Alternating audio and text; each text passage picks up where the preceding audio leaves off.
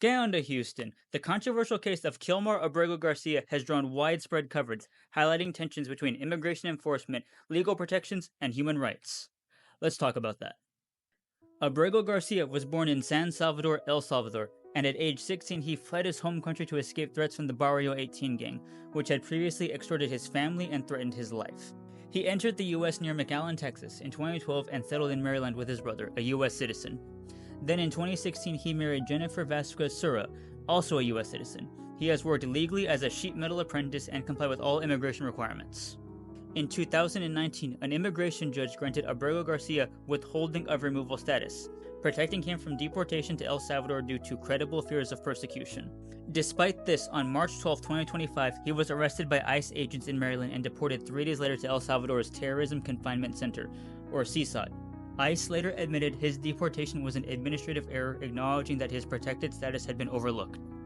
Following the deportation, the Trump administration initially worked on plans to return Abrego Garcia, but later reversed course, labeling him a member of the infamous MS-13 gang, a claim not currently supported by any criminal convictions. His wife and legal team have also denied these allegations. A federal judge ruled the deportation wholly lawless and ordered his return, but the administration resisted, arguing that the U.S. courts lacked jurisdiction since he was no longer in the country.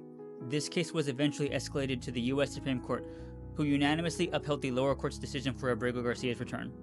When asked about Abrego Garcia's possible return, El Salvadorian President Nayib Bukele said he lacked the power to return Abrego Garcia, saying it would be preposterous to smuggle a terrorist into the United States. How can I return him to the United States? Like, I smuggle him into the United States, or what do I do? Of course, I'm not going to do it.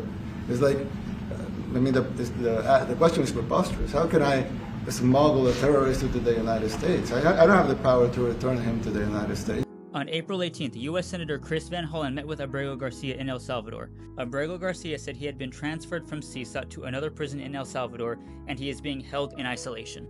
Currently, Abrego Garcia remains detained in El Salvador, with limited contact with his family. His wife continues to advocate for his return, emphasizing his role as a devoted father and husband. This case has sparked debates over immigration policy, due process, and the treatment of individuals with protected legal status. As always, for more content like this, stay tuned to Qué Onda Magazine across all of our social medias, bi-weekly on print, and on QueOndaMagazine.com. Hasta luego, Houston.